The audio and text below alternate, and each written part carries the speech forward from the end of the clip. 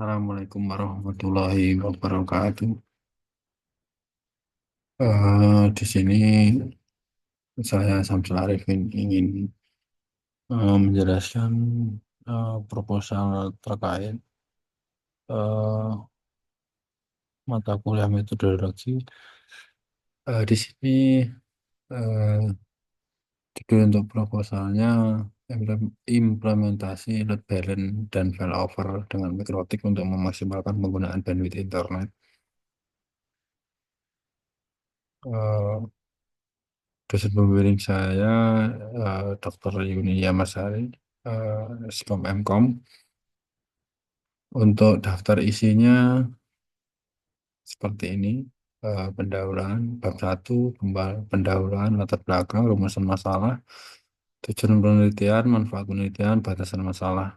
Untuk bab 2 kajian pustaka, penelitian pendahulu, dasar teori, eh, untuk mikrotik, load balance, dan failover. Bab 3 metode penelitiannya. Di sini nanti ada penjelasan studi literatur, pengumpulan data, rancangan topologi, konfigurasi untuk mikrotik, dan pengujian dan pengumpulan data, dan analisis data. Eh, dan hasil-hasil nanti yang diharapkan dari penelitian ini dan penutup.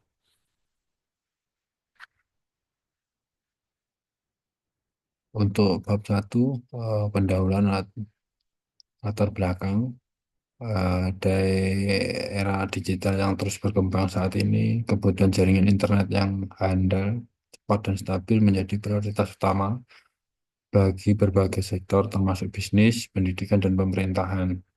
Berdasarkan laporan digital 2024 oleh We Ask Social and Housing, jumlah pengguna internet global mencapai 5,5 miliar dengan peningkatan konsumsi data sebesar 40% setiap tahunnya.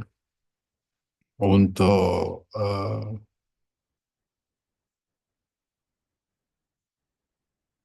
rincian penggunaan pengguna internet ini adalah ini. Di Indonesia sendiri, eh, angka penetrasi internet kini mencapai hampir 77% dari total populasi, didukung oleh pertumbuhan koneksi broadband hingga 50 juta pengguna baru dalam waktu kurun 3 tahun terakhir. Namun peningkatan tersebut juga membawa tantangan seperti beban bandwidth yang tak seimbang, gangguan koneksi, dan ketidakstabilan jaringan yang sering menghambat produktivitas.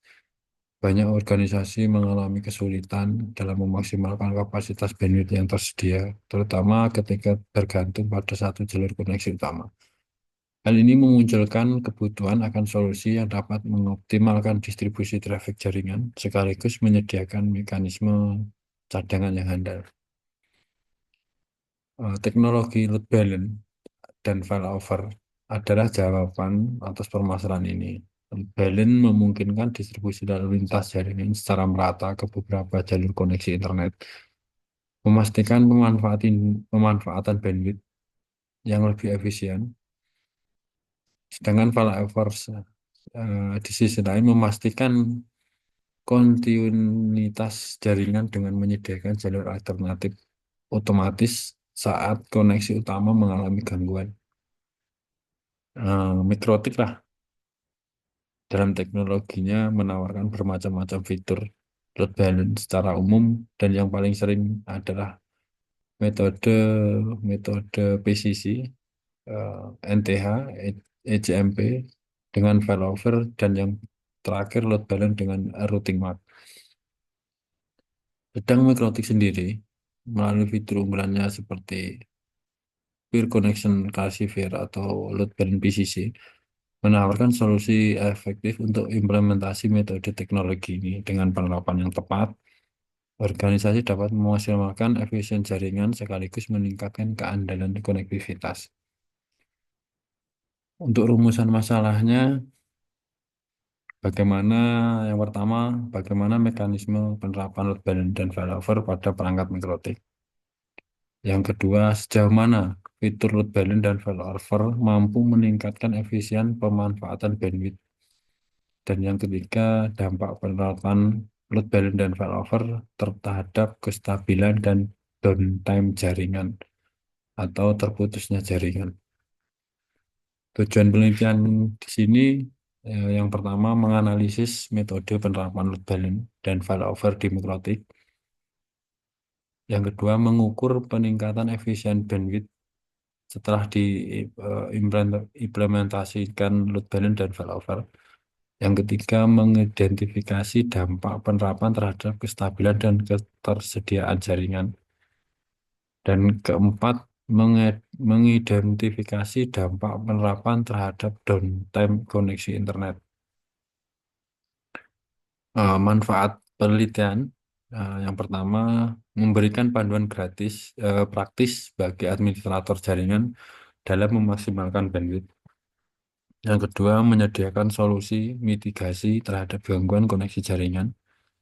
Yang ketiga mendukung optimalisasi performa jaringan pada organisasi atau bisnis.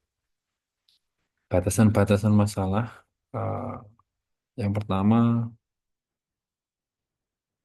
batasan di sini agar tidak penelitian tidak keluar dari fokus pembahasan. Yang pertama pembahasan untuk metode load balance menggunakan PCC atau Peer Connection Classifier. Yang kedua menggunakan dua sumber koneksi internet dengan beda koneksi atau ISP.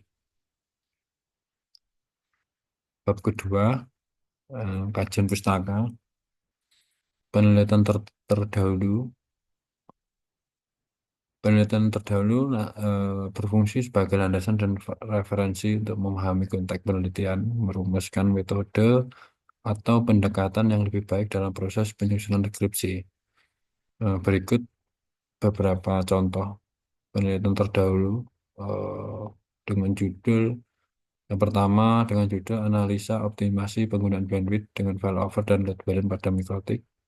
Dan yang kedua metode PCC pada perancangan load balance dengan router mikrotik. Teori dasar mikrotik, mikrotik perangkat mikrotik adalah mikrotik sendiri adalah sebuah perusahaan yang mengembangkan perangkat keras dan sistem operasi untuk 9 jaringan komputer. Mikrotik didirikan pada tahun 1995 oleh John Trulli dan Ernest Ricklin di Latvia. Mikrotik memiliki sebuah sistem operasi perangkat lunak yang berguna untuk menjadikan sebuah komputer sebagai router jaringan yang handal. Mikrotik menggunakan operasi berbasis Linux sehingga ini sangat cocok untuk membangun administrasi jaringan komputer yang berskala kecil hingga besar. Ada dua jenis produk berbasis sistem operasi jaringan yang dimiliki Mikrotik, yaitu router OS dan router boot. Mikrotik router OS adalah sistem operasi dan perangkat lunak jaringan komputer yang berbasis unik. Sistem operasi ini memiliki fitur mulai dari paket router, bridge, firewall, proxy server, hotspot, dan lain sebagainya. Sedang Mikrotik Routerbird merupakan perangkat keras yang dikembangkan oleh perusahaan Mikrotik untuk dapat menjalankan sistem operasi router OS. Routerbird sendiri terdiri dari sebuah prosesor, ROM, RAM, dan flash memory. Untuk load balance sendiri adalah teknik untuk mendistribusikan lalu lintas jaringan ke beberapa jalur koneksi secara merata, sehingga beban pada setiap jalur menjadi seimbang. Proses ini penting untuk menghindari gangguan traffic atau jaringan down atau putus karena permintaan yang banyak. Melalui penyeimbang beban, tidak akan ada salah satu koneksi internet yang menanggung beban terlalu banyak daripada yang lain. Teknologi ini memungkinkan pemanfaat bandwidth secara maksimal. Load balance merupakan teknik penting dalam memastikan koneksi internet yang stabil dan cepat dengan berbagai macam metode load balance yang ditawarkan oleh Mikrotik. Dapat mengoptimalkan kinerja jaringan sesuai dengan kebutuhan dengan mengikuti panduan dan langkah-langkah yang tepat. Eh, Dapat merasakan manfaat dari koneksi internet yang lebih handal dan responsif. Dalam mengimplementasikan load balance mikrotik, selalu ingat untuk mempertimbangkan kapasitas jalur, jenis aplikasi yang digunakan, dan kebutuhan jaringan Anda. Dengan demikian, memilih metode load balance yang paling cocok untuk koneksi internet yang optimal. Failover sendiri yaitu mekanisme otomatis atau salah satu metode pada jaringan untuk menghindari downtime atau eh, terputusnya koneksi dan sering digunakan jika memiliki lebih dari satu sumber internet. Cara kerja failover akan terdapat minimal dua link atau jalur menuju ke internet. Jalur satu akan berfungsi sebagai main link atau jalur utama dan jalur yang lain akan berfungsi sebagai jalur backup. Jika jalur utama mati atau putus, maka router secara otomatis akan menggunakan jalur kedua atau backup. Hal ini bertujuan untuk menjaga kontinuitas layanan jaringan. Dalam perangkat mikrotik, sudah ada fitur failover dan metode failover sendiri.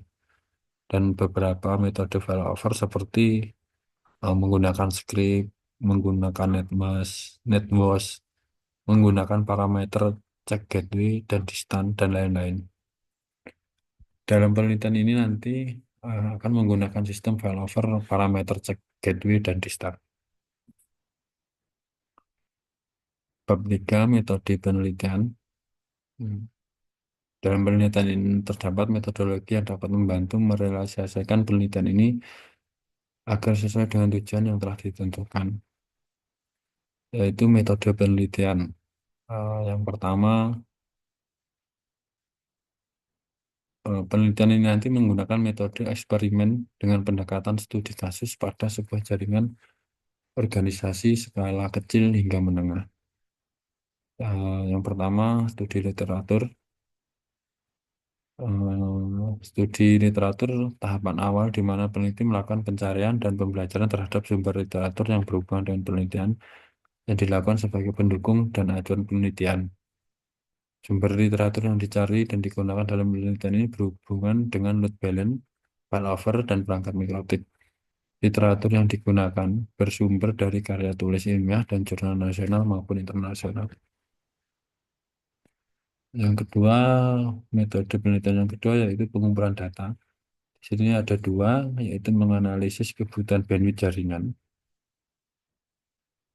Eh, dalam studi kasus yang terdapat dalam OPD, mempunyai kebutuhan bandwidth cukup besar, yaitu 70 hingga 100 Mbps, dan menggunakan dua jalur koneksi internet. Yang pertama menggunakan jalur fiber optik, dan yang satu menggunakan radio wireless, yang mana koneksi dari intra hanya digunakan pada bidang sekretaris, dan koneksi kedua digunakan untuk seluruh pegawai dan pelayanan. Yang kedua, mengidentifikasi sumber koneksi internet yang tersedia. Dalam OPD tersebut menggunakan dua koneksi yang pertama yang berasal dari jaringan intra Kabupaten Magelang dengan topologi jaringan radio wireless, dan yang kedua menggunakan pihak ketiga dengan topologi menggunakan jaringan fiber optik. Rencana nanti topologinya seperti ini. Ada dua koneksi masuk ke dalam router mikrotik, masuk ke switch lokal, kita masukkan ke switch, dan ada beberapa untuk klien atau host. Selanjutnya yaitu konfigurasi mikrotik. Yang pertama, implementasi fitur load balance dengan metode menggunakan PCC atau Peer Connection Classifier. Dan yang kedua, implementasi failover. Ini nanti menggunakan sistem ping check gateway dan distance untuk menentukan koneksi utama dan cadangan. Pengujian dan pengukuran.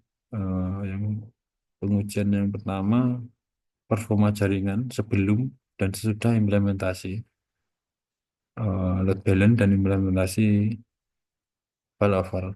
Yang kedua, pengukuran stabilitas jaringan menggunakan monitoring